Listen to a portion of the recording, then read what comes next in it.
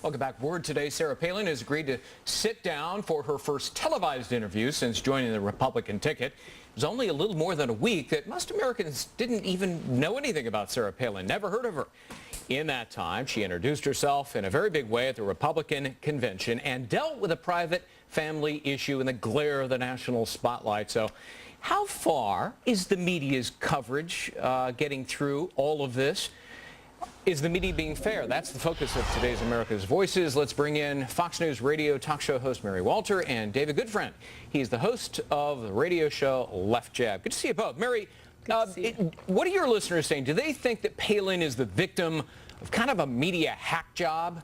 Oh, absolutely. Absolutely. But you know what, Greg? They expect it because they see how the media is just in bed with Obama. They're cheering at when he gives a speech.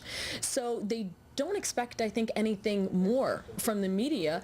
And let's face it, the American people are smart enough, for the most part, to know the difference now between a journalist / reporter and a commentator. And they're seeing more and more commentary from people who are supposedly journalists. Well, I'm glad you brought that up. David, one pretty prominent television journalist seemed to blame Sarah Palin for accepting the nomination and putting her pregnant daughter in the media spotlight.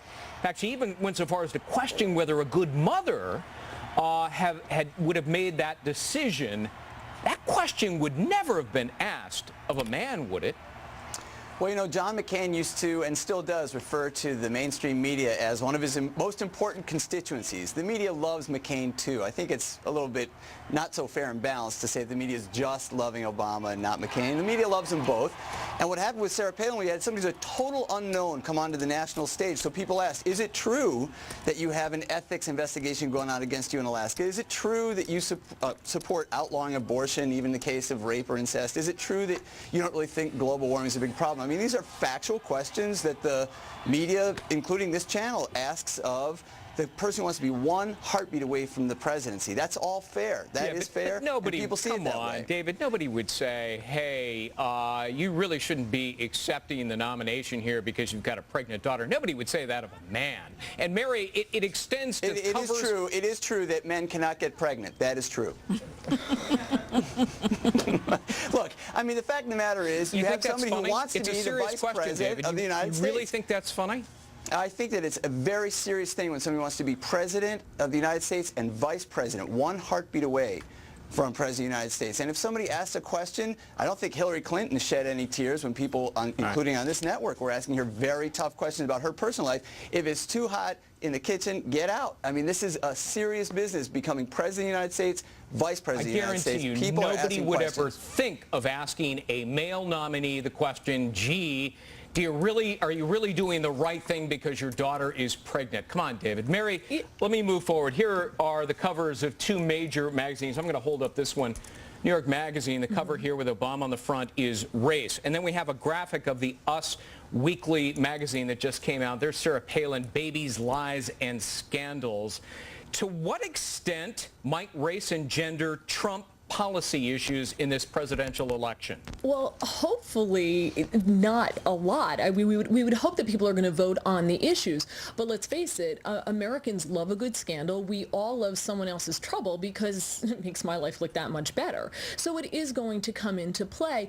But you run the danger as a media outlet when you put things like especially scandal and pregnancy with Sarah Palin's daughter. When you put that on the cover, you run the risk of having a huge backlash against you.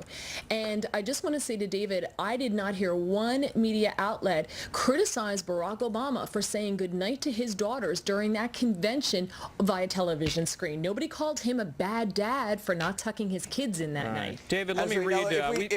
We've been inviting our viewers to email us their commentary on the subject, whether the media has been fair. Jay writes, the media is being completely unfair to Palin. The tone changed slightly in the wake of the speech in St. Paul. The reason for their treatment of her is twofold. First, she does not fit their ideology. Second, they were surprised by the pick. To the second point, I say this, you lost, get over it. Wow. Another one, Terry, national politics is tough. Is that what it is? It's just hardball, David?